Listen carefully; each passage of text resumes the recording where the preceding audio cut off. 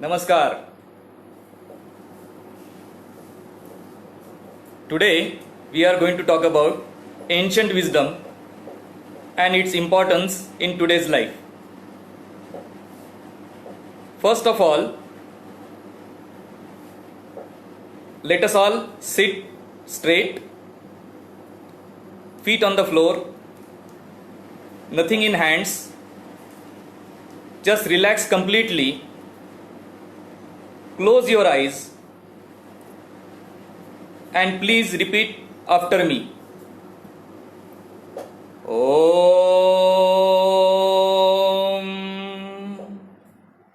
Sahanavavatu Sahanau Bhunaktu Om Sahanau Bhunaktu Sahaviryam Karvavahai तेजस्विनावधीतमस्तु मां विद्विषावहै ओम शांति शांति शांति.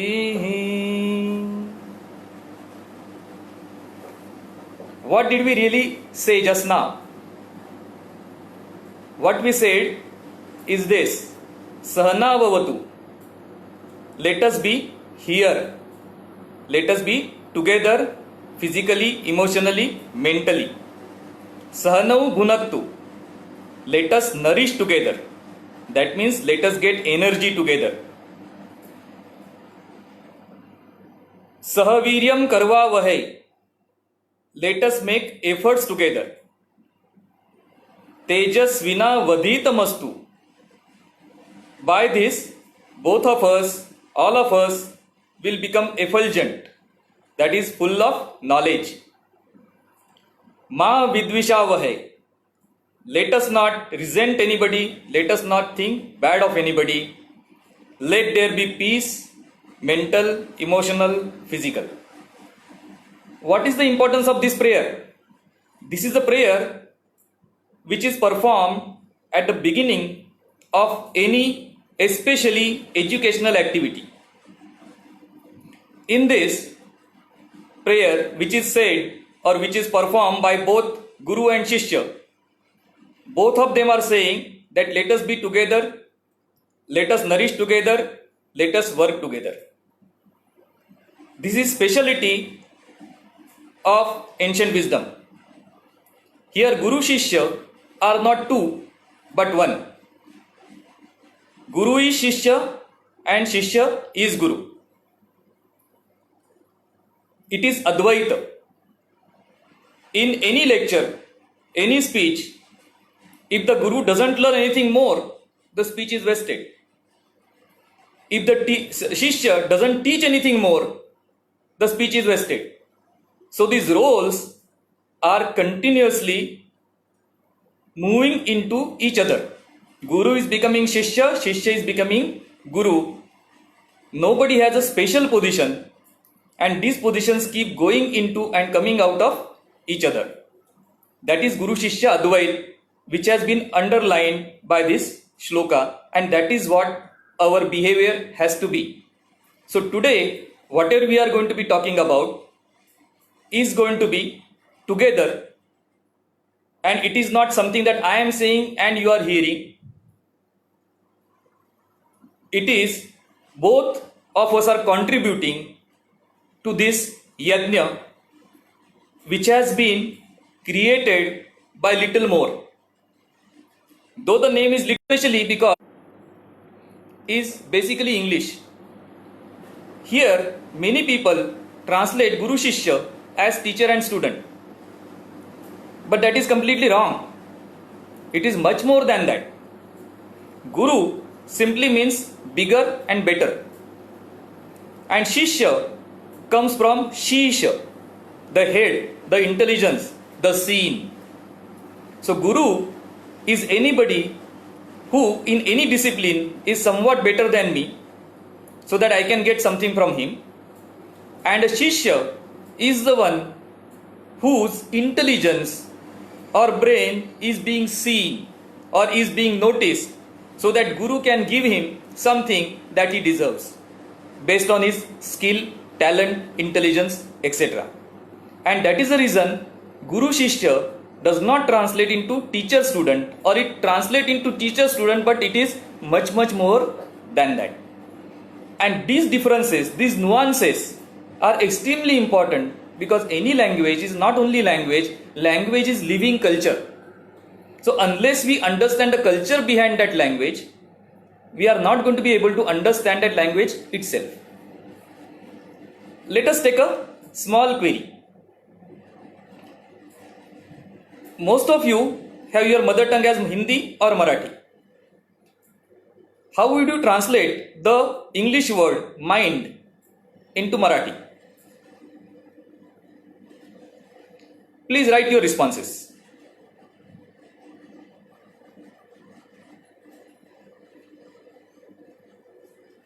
I see that a general consensus for mind is mana.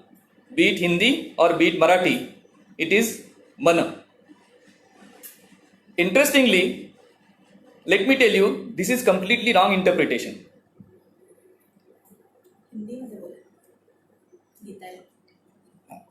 This is ये completely गलत interpretation है. हिंदी में या मराठी में मन को माइंड नहीं बोलते, या माइंड को मन नहीं बोलते. The reason is, in English or in Western culture, which is dualistic culture, whatever is outside is body and whatever is inside is mind. Whatever is seen is body, whatever is not seen is mind. So the body is the outside faculty and mind is the inside faculty. Interestingly, the inside faculty in Indian wisdom by Indian darshanik philosophers has been translated into 5 categories: chitta, vritti, buddhi, ahankar, mana. So the internal faculty is divided into 5 different areas, out of which mana is one. So when it is 1/5, we start equating with mind as a whole. The whole confusion starts, and the further we go, the furthermore we are confused, because we have started with confusion. So it is important that right in the beginning our confusion is clarified. Otherwise, see, if you see mana as mind, then you are thinking of an elephant, whereas all that you have got in your hand is the tail, and you are calling that tail only as elephant. And just think of it, how much confusion will follow. So what we are going to do is, at this end of this speech, there is going to be sufficient time for question answers, and please ask your queries, get them clarified. Otherwise, what we are presenting here is the elephant, and you will go home with a small tail wagging in your hand. Yeah, so sincerely I appeal to you, please ask your queries. My flow is not disturbed. Keep asking your queries. I will answer those queries at the end of the speech. Also, we'll give separate time at the end of speech to answer your queries. Shall we go ahead?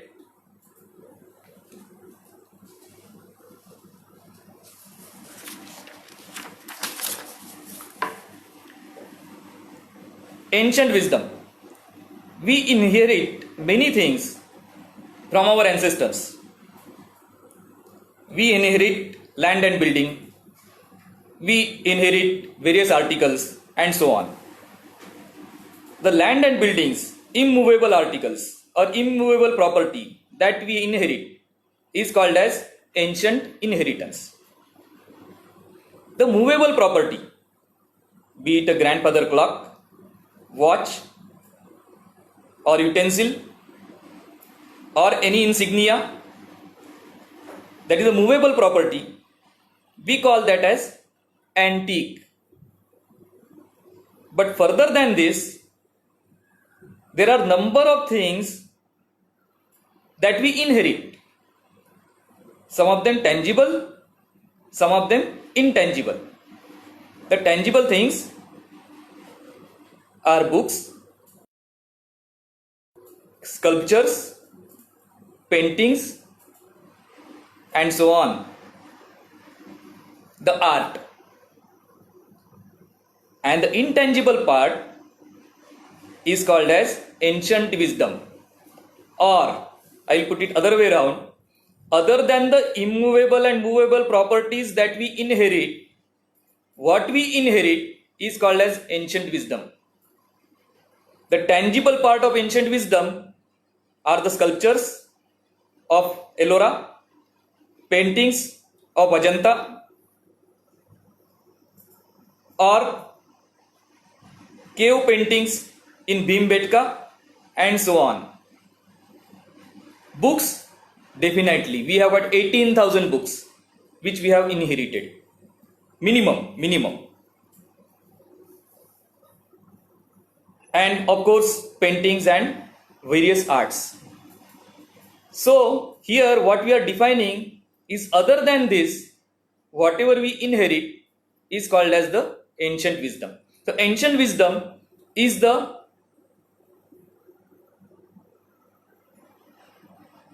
intangible part that we inherit from our forefathers.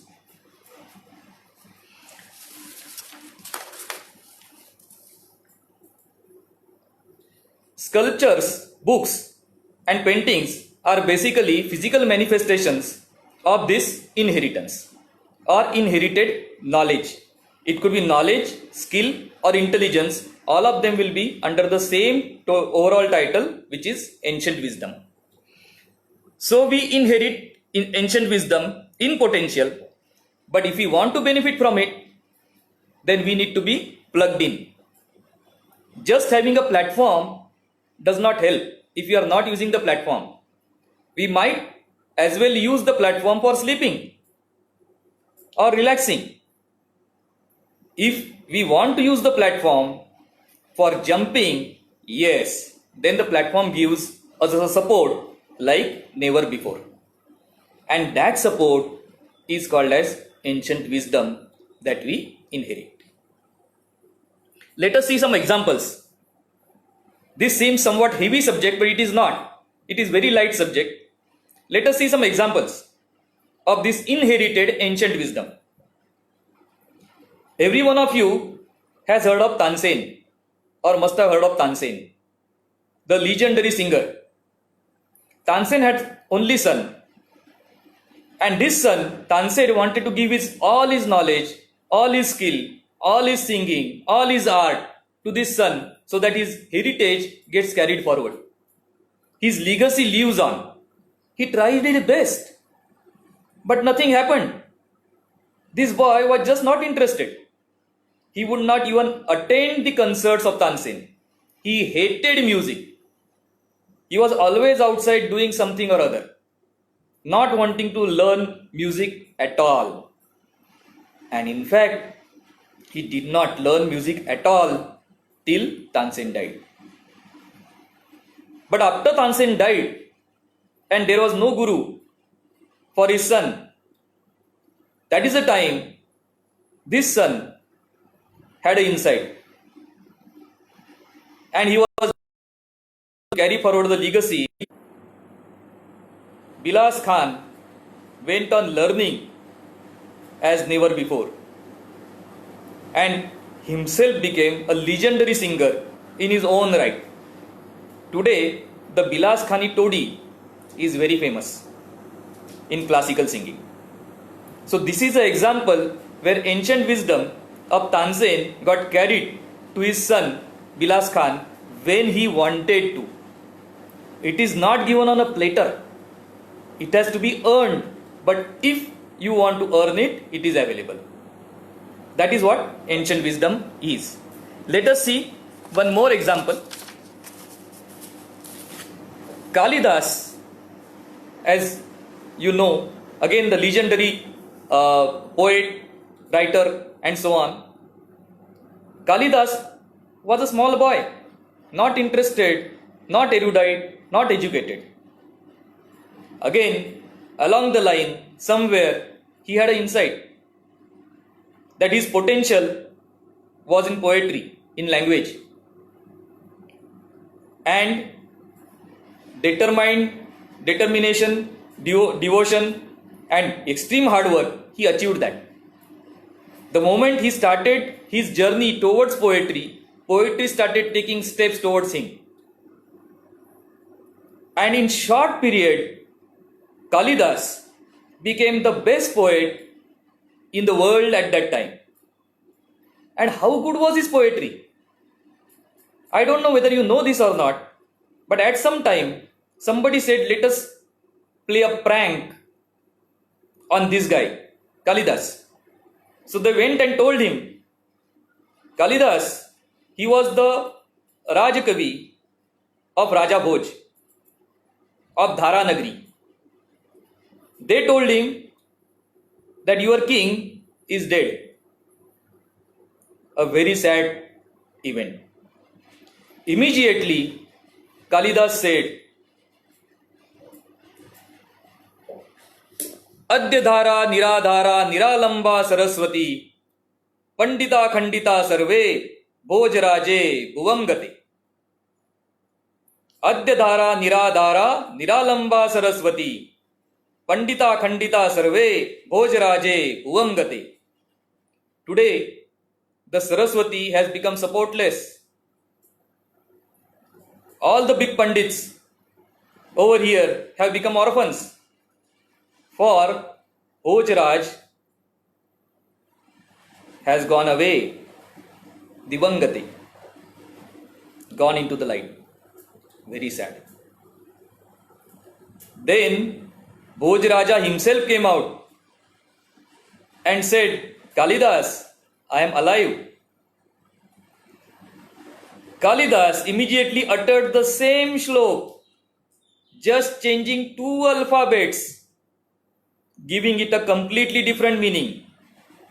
He said, Adyadhara Sadadhara Sadalamba Saraswati Pandita Mandita Sarve Bhojaraje Divam Gate. He says, this Dhara, that is Dhara Nagri, and Saraswati are fully supported. The Pandit have been given their rightful place because Bhojaraj is effulgent as always. See, just 2 alphabets changed and the whole meaning of the whole shlok is completely changed. That was the genius of Kalidas.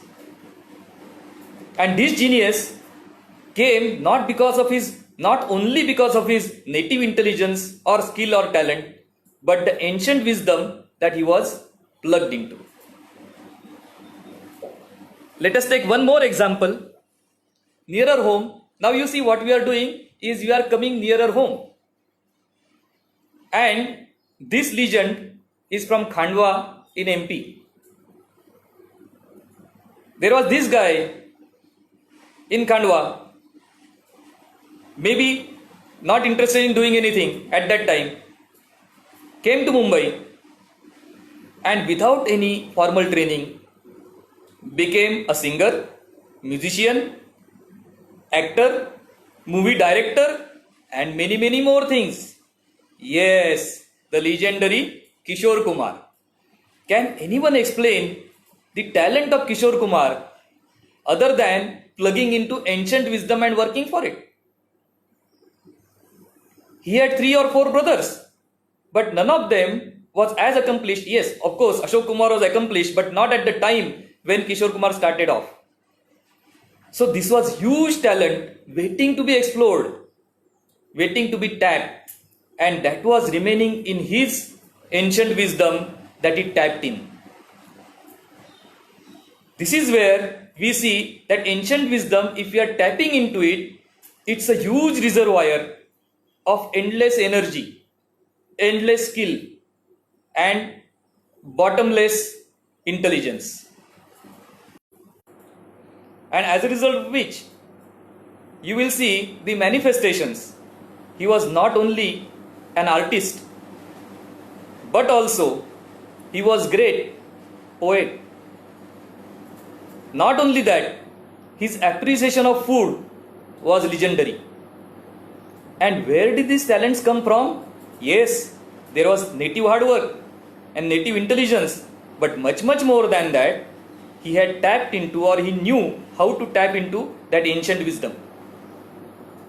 Furthermore, the three daughters and mother of them, all of them together formed the art family.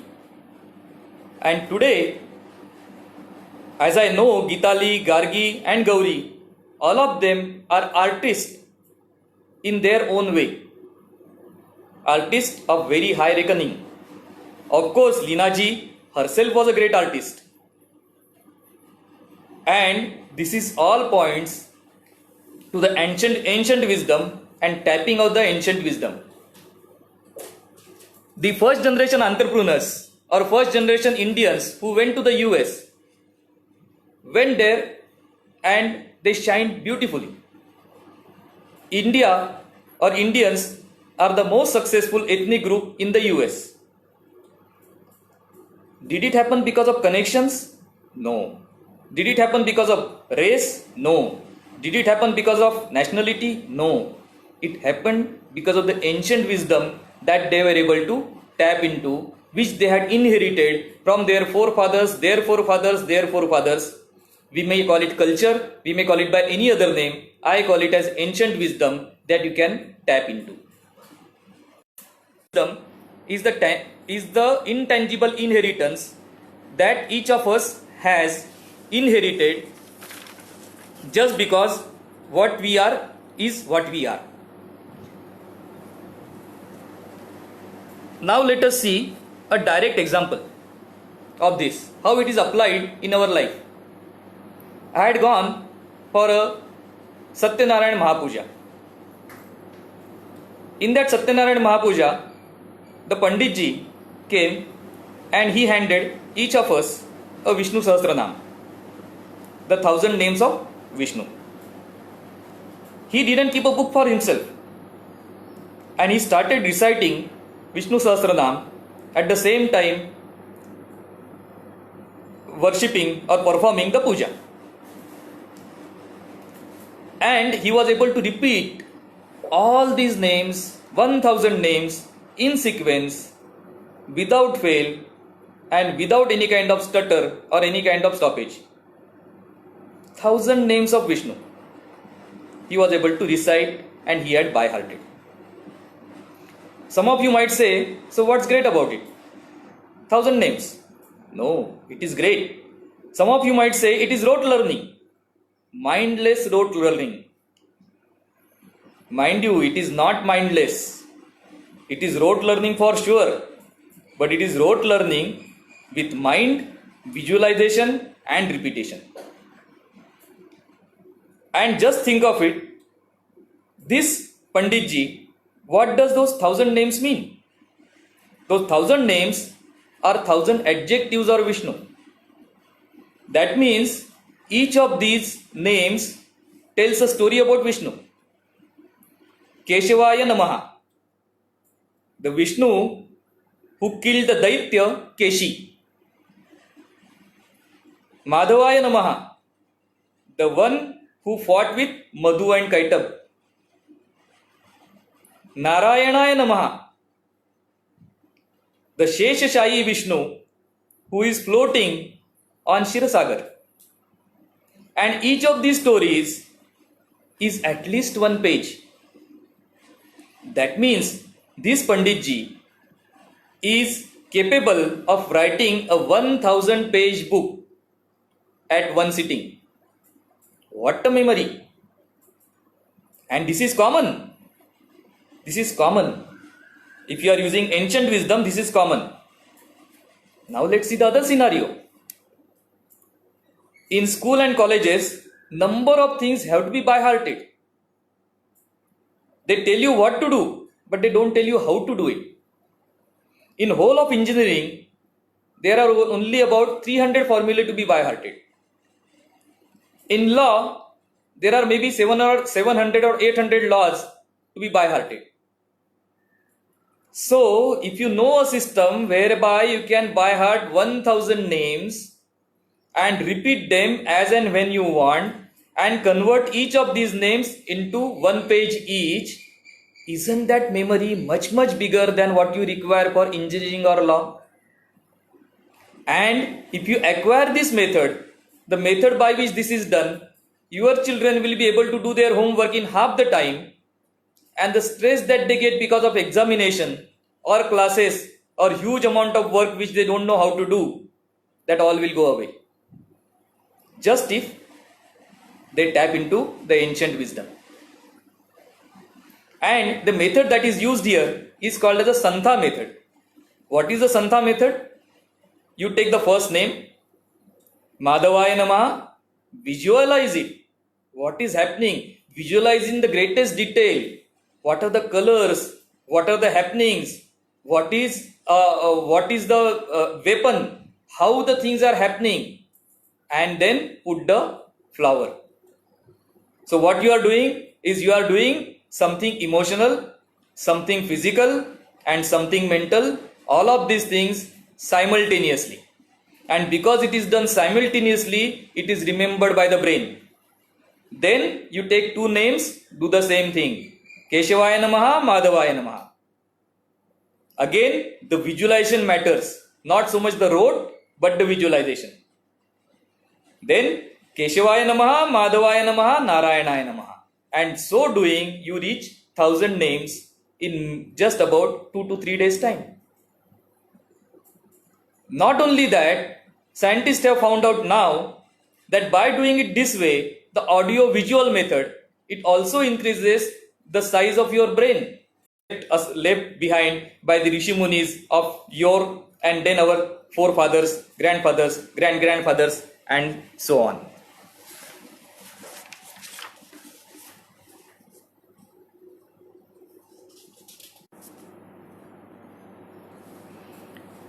And this is not the only method that is there. Such methods galore. Shiksha, Chanda, Nirukta, Jyotish, Vyakaran, Kalpa, Santha, and so on. Many methods are there.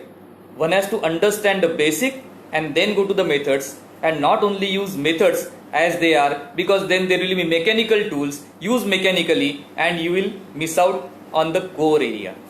The core area is the ancient wisdom, and it has got applications anywhere in life. We conduct corporate programs, corporate training programs, and at one time we had got a group of 70 people, 70 corporates, and these executives, we were told that they were supposed to work in teams later on, and that is why they should know each other intimately. In what time? 2 days. But we used one of these methods, not the Santha method, but one of these methods, and in 2 days time, when they came in, they had not seen each other. None of them had seen each other ever. 2 days later, when they departed, each of them knew each other by first name, surname, his qualification, his locality, his favorite food, and his expertise. What more do you want? This is the kind of result that can come only if we tap into ancient wisdom.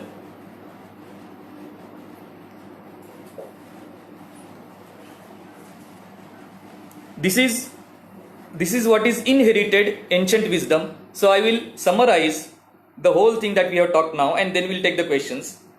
Is ancient wisdom is what we inherit from our forefathers from time immemorial. The physical manifestation of ancient wisdom is the art, the books, and the paintings that are left, or the monuments. And the intangible manifestation of the ancient wisdom are we ourselves. And if we tap into this reservoir of ancient wisdom, we can improve our life, we can increase our memory, we can improve on our skills, intelligence, and talents like never before. But for that, we have to unlearn and learn and go ahead with ancient wisdom. Jai Hind. Your questions, please. क्या है प्रश्न?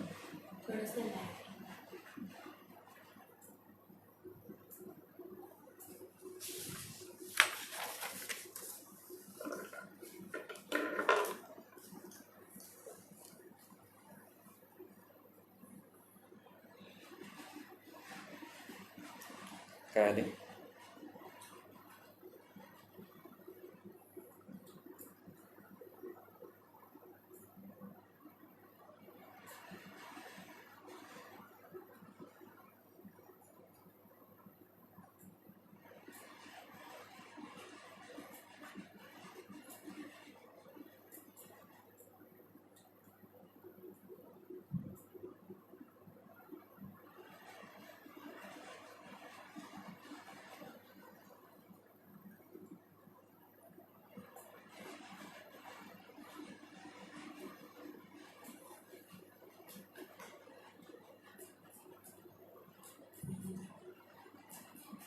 How important is the food from an ancient wisdom angle? How important is the food? Excellent question.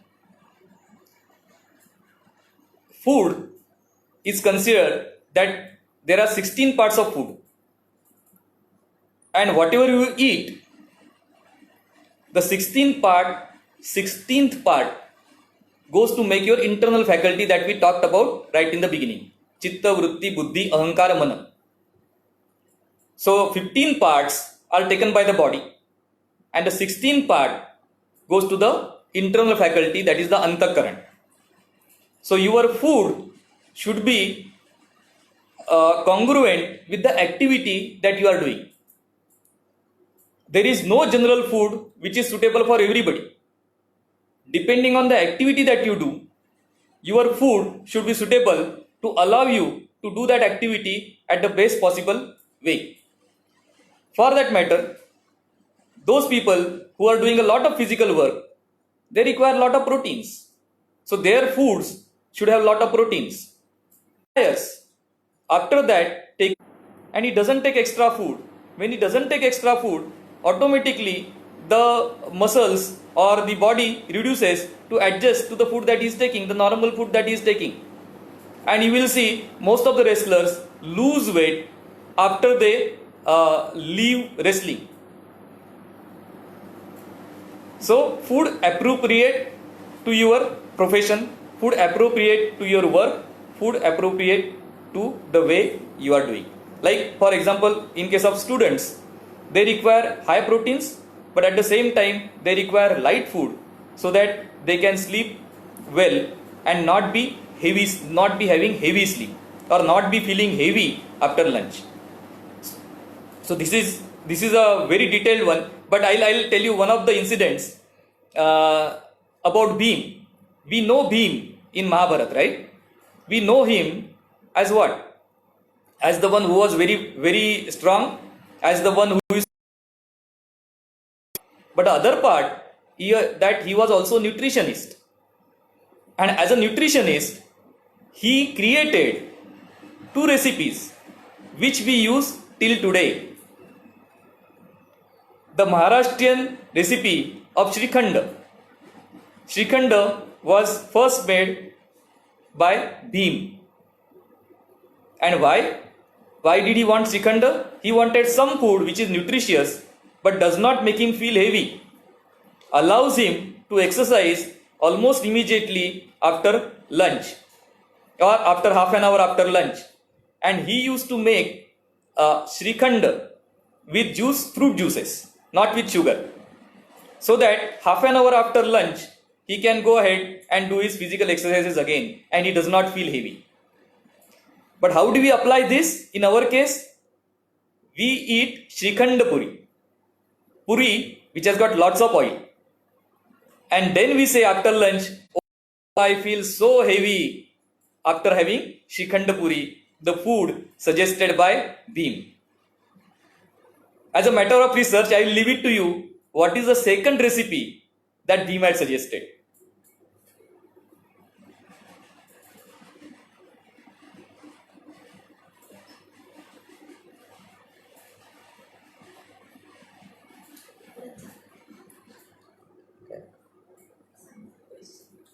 Yeah, questions please. Please feel free to ask questions. Otherwise, you will go home with the tail of the proverbial elephant. The elephant is in the room. We need to be able to see it.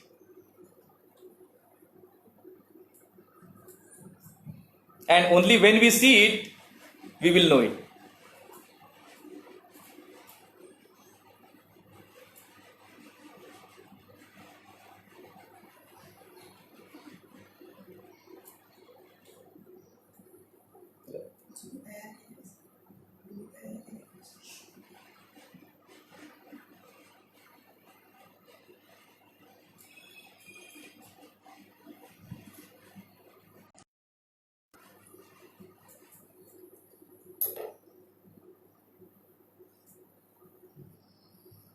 How did you develop an interest in this field?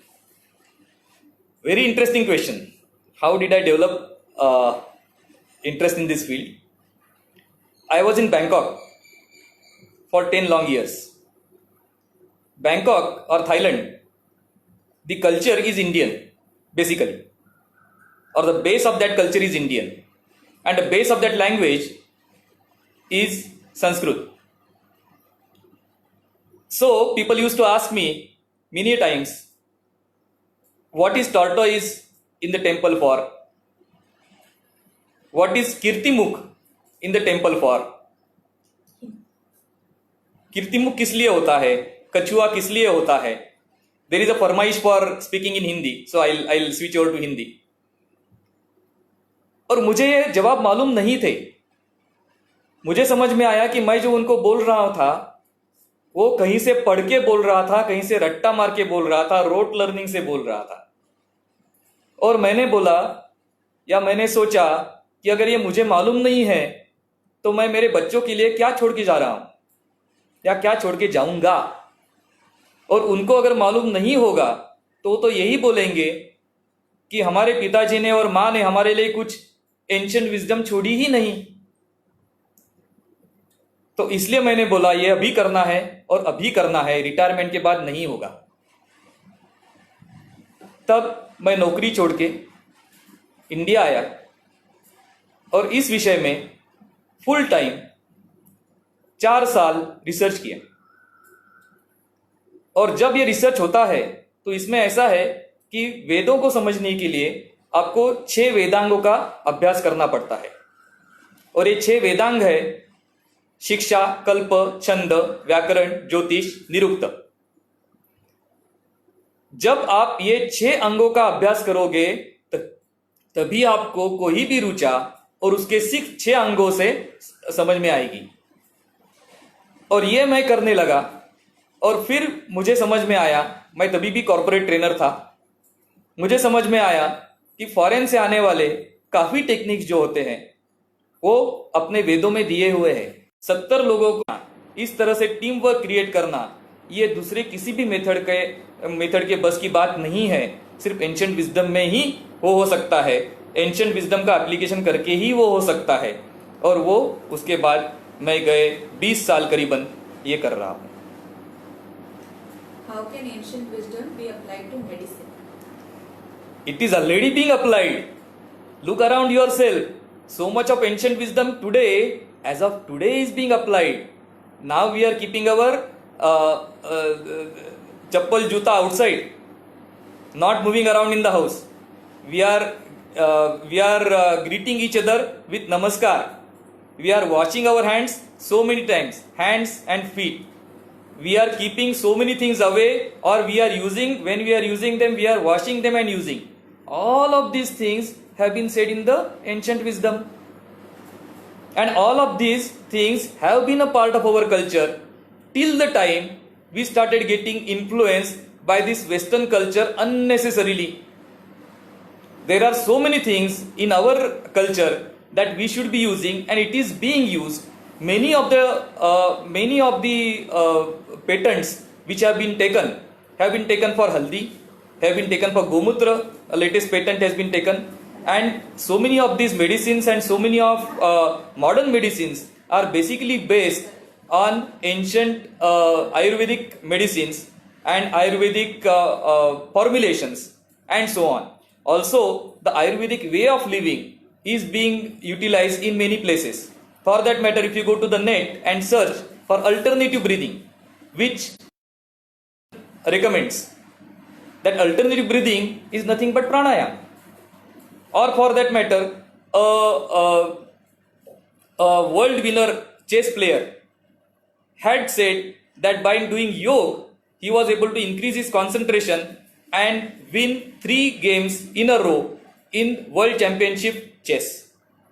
So already a lot more interest is being generated. But one of our problem is we have not given enough importance to the language, the Sanskrit. And that is why many of us are dependent on translations and their interpretations and their interpretations and interpretations. As a result of which a lot of confusion prevails. This confusion, if you want to clear, you need to learn the language, and learning the language is not very difficult. I have come up with so many people that they say, oh, हमको संस्कृत नहीं आती. संस्कृत नहीं आती ये तो आप हिंदी में बोल रहे हो. तो हिंदी अगर आपकी माँ है तो संस्कृत आपकी नानी है. तो आप बोलते हो मुझे माँ मालूम है मगर माँ की माँ नहीं मालूम. ऐसे कैसे हो सकता है? संस्कृत अपने सभी को मालूम है. संस्कृत ग्रामर का एक बड़ा महिमा मंडन किया गया है, और ग्रामर नहीं तो संस्कृत नहीं. इस एंड देन एक्सपांडिंग इट. व्याकरण इज सिस्टमैटिक स्टडी और systematic building of the language, and this is one of the methods of learning the language. ज्योतिष इज नॉलेज. ज्योतिष. Kamlesh Pandey also talked about this. Bha is light, Rata is in the way of. Jyotish, in the way of. So knowledge of the subject. And lastly we remain with the kalpa, which is a ritual. By just ritually learning the language, ritually hearing the language, you can learn the language. That is the way language is learned. Language is learned by 6 different methods, but we want to learn it only by the most difficult way. That is why Sanskrit is not learned, and because of that so many people are afraid of Sanskrit. And because they are afraid of Sanskrit, just think of it. You want to learn Chinese, you go to China. You want to learn German, you go to Germany. You want to learn Sanskrit, you don't go to India, because the top group of speak English, they speak Sanskrit, they speak German. In the same way, why can't we speak Sanskrit? Just start learning, and the moment you start learning and you start looking at various things, you will start seeing. Just start with your name, just the name itself. And Sanskrit has beautiful names, like the name of my daughter Urvi Ja. Urvi is earth, Ja is born of. The one who is born of nature is Urvi Ja. What is the meaning of your name? Do you know? Really? Check about it and think about your relatives. Just knowing the names of people, you will get a huge amount of knowledge. Any memory enhancement techniques? I have given 7 memory enhancement techniques, and one of the things I'll tell you what. How much memory do you want to enhance? There are Buddhist techniques. See, these Buddhist monks, they were not allowed to take anything else with them other than their jhola, a small vessel where they can take the alms, and a small piece of wood where they can keep their hand when they are meditating. But they were supposed to go to China, they were supposed to go to Sri Lanka, they were supposed to go to Malaysia and debate with the Gyanis over there. So how could they do it? Because the books are all in India. They are not going to be carrying the books. They are not allowed to carry the books. They have developed certain memory techniques. What they did was they would physically, in their mind, they would physically go to the library, open the cupboard, open the book, go through it, and then they would be able to recite it page by page. Not only page by page, they would be able to refer to that book. This number room, this number book or this number cupboard, even more time to learn that. And these are all techniques. Techniques will come. Learn the base, everything else will come. If we have the base, the things will follow. Are we in reverse mode, going from Kalyug to Satyug? Interesting question. Kalyug to Satyug? No. We are in Satyug. We are where Jina yaha, Marna yaha. And the heaven and hell, both of them are here. Depends on who we are and what we make of it. Any other examples of Indian ancient wisdom repackaged and sold to us by the West? If I start giving examples, I think we'll require 3 or 4 hours. That many. What is not being repackaged? Everything is being repackaged because they are so great marketers. I gave the example of NLP. I gave the example of many. What is NLP? NLP is neuro linguistic programming, as it is called. And what it basically means is whenever you are doing something, attaching it, that neuro response, attaching it with some physical movement, that memory becomes very strong. And this is exactly what the Panditji did when he did the 1000 names of Vishnu. He is using the audio visual response. The audio is coming from him, visual is what he is seeing, and then he is doing something. So it is emotional, mental. In our ancient days, the education was like this. Education was not really in schools or school rooms. It was in the nature. And when it was in the nature with the Guru at the Gurukul, the children were doing something and learning something and then doing. And because these things were simultaneously being carried out, their learnings were much better than anybody else or anywhere else. That is the time when we had big universities here where people used to come from abroad to learn in our universities because our universities were able to give them sterling knowledge. How do you think engineers, mathematicians, doctors, scientists, etc. can learn from ancient wisdom? Out of this, I am an engineer and a scientist. And I am utilizing ancient wisdom in every matter that comes to me.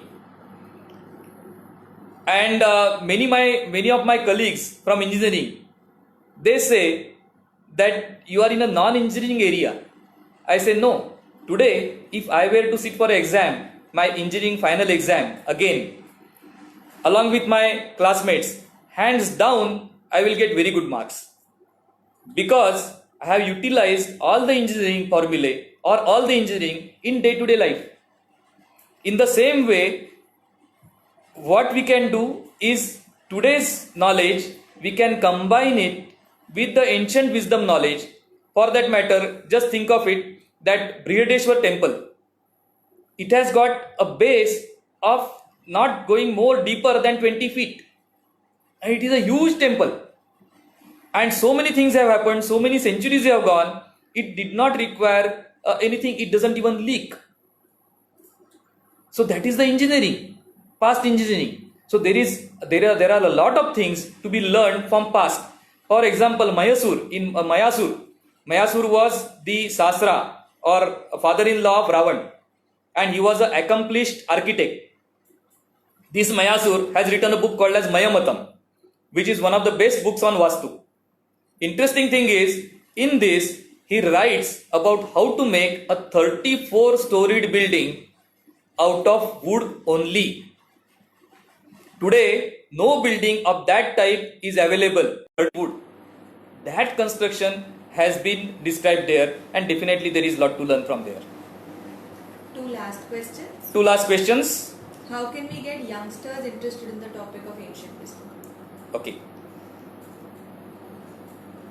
फायदा है तो कायदा क्या? When there is benefit is available, people will come. मराठीमध्ये म्हणतात गुळ दिसला तर मुंगळे येणार. In the same way, we have to show them that benefits to them. Just think of it. There is a small place in Rajasthan called as Kota, and thousands of students every year go there in their 11th standard, stay there, 11th and 12th standard, go to classes over there, go to schools, and remain away from family for 2 years so that they can appear for IIT entrance exam or other competitive exams. So they are ready to sacrifice that much of their family life, sacrifice everything so that their future becomes bright. This is the dedication of the youngsters. Now this dedication is there because there is something at the end of the tunnel. There is some light at the end of the tunnel. How do we get that interest, or how do we get that benefit? And the benefit I will tell you right away. Those students who study Sanskrit, because Sanskrit is knowledge compression language. Sanskrit is concept compression language. So anything that is said in Sanskrit or a book outside is compressed into maybe 3 or 4 verses in Sanskrit. So in the same way, if you learn Sanskrit, the other 2 subjects which are physics and maths, your marks are definitely going to increase because you are compressing the knowledge in Sanskrit itself. Tell you a little story, we have time. Tell you a little story. There is in Sanskrit, there is something called as Arundhati Nyay. Just 2 words. Arundhati Nyay. What is this Arundhati Nyay? This is the husband takes his wife outside the house. Then he shows her, do you see that banyan tree? She says yes. Do you see that big moon, full moon near to that banyan tree? In the sky, of course. She says yes, I see. Then he says, okay, near that, do you see that planet Venus? Yes, I do see. Then, do you see the Saptarshi, the 7 stars? Yes, I see. Then, do you see a very small star next to one of the Saptarshis? Yes, I see. And that star is called as Arundhati, which is just next to Vasishtha. Now, what is too small? And this is the way any subject has to be taught. First go to the gross area, then finer, then finer, then finer, and then finer. How many sentences did I speak? Almost 20 or 30. And they are represented in Sanskrit by just 2 words, Arundhati Nyay. So that is how, if you can tell the students that, see, if you do this, you will be able to compress your whole book into maybe 20 pages. They will go for it. Today, why are we going for mind maps or many other techniques? Because we are able to practice them, and definitely we are going to get the benefits. In case of some people, the benefits are important. So give them the benefits first. If they like Rasagulla, give them Rasagulla first. And after some time, they will want to do your work so that they can get Rasagulla. And after some time, because of that, they will also become interested in doing their own work and creating their own Rasagullas. So start with the Rasagulla. You can write to me, you can ask your questions, you can email me. I will put up the email in this in the Facebook, on the Facebook. You can write to me, you can call me. I will always be willing to do anything for the percolation of the language and ancient wisdom. Whatever I can do, definitely I will be able to do, or I'm willing. What is the ideal schooling system according to ancient wisdom, and how is it different from our current educational system? Okay. Last question. Yeah, last question. This is very interesting because we think that Britishers brought us the system. Not true. You can go on to internet and read 10 volumes by Dharampal. Dharampal has studied from English literature, or what English people had written about Indian system of education, which was existing till almost 1400, the year 1400 in India. Every village, every town, every place had a teacher, had a school, and the school had a teacher, and teacher could be from any caste. Yeah, and everybody was allowed to go to the school. Because the specialty of this school was anybody from 1st to 10th, that time there was no 10th, but just considered as 10th, all the students were sitting at the same place and the same subject would be taught to all students at the same time. Not like today where we have first standard, second standard, third standard, fourth standard, fifth standard. All of them would be sitting at the same place, listening to the same teacher, saying the same thing. And each one of them would be able to get what he could understand. So it was, the education was as per your ability. As per your ability, you will absorb. So it was more learning than teaching. And there are two distinct advantages of this system. In this system, see, as of today's system, what happens is what you require is 35% marks for passing at most of the levels. At some places, maybe 50% passing. Fine. But what does 35% passing mean? That you can complete that subject or you can pass that subject with 65% ignorance. So 65% of that subject from first to graduation level, you can leave for option and still can become a graduate and still can become a professional. That is one thing. In the ancient Indian system, this is not possible, because in this school where all the students are sitting together, it is the responsibility of a senior student to teach the junior student. So every subject that is being taught, the 10th standard student will teach the 9th standard, 9th standard will teach the 8th standard, 8th standard will teach the 7th standard, and so on. And teacher would be supervising whether it is happening properly or not. And you might be knowing that teaching is much more difficult than studying.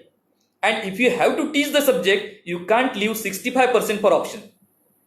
So all the students would get a understanding of all the disciplines in the first place. Yeah. Second part, while this was being happening, the teacher could easily find out people or students who are lagging and who are extra intelligent. In our today's schooling system, both of these people who are not average, who are either lagging or who are at the top do not get accelerated learning, and the bottom does not get special education. Both these things are avoided because the teacher is the one who is supervising. So he sees that somebody has got a special talent, he would teach him those special things. Like for example, in case of Dronacharya and Arjun, why did he choose Arjun only for teaching Dhanur Vidya, archery? The reason was Arjun was the only one who was Sabyasachi. Sabyasachi meaning his hands, both of his hands, he can use equally well. He was ambidextrous. As a result of which, when you are doing archery, what happens is you are pulling by the right hand, holding the bow in your left hand. After some time, your shoulder is going to become tired. In case of Arjun, or in case of anybody who is Sabyasachi, who can use both hands equally, it is 2 in 1. After his right hand becomes tired, he can shift to the left hand.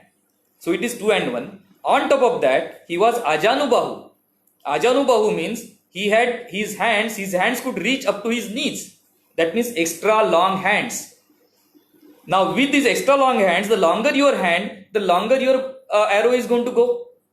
So because he had these two extra elements or two extra physical qualities, Dronacharya said, yes, you are the right candidate for learning archery. Concentration was not a strong point of Arjun. Concentration he learns later on from Bhima. But his basic qualities were Sabyasachi and Ajanubahu, which were picked up, and he was given accelerated learning in terms of archery. So this is the way ancient Indian schools till almost the 14th century used to work. And you can see Dharampal's 10 volumes detailing this with notes and context taken out from British literature are available on the net. Thank you very much.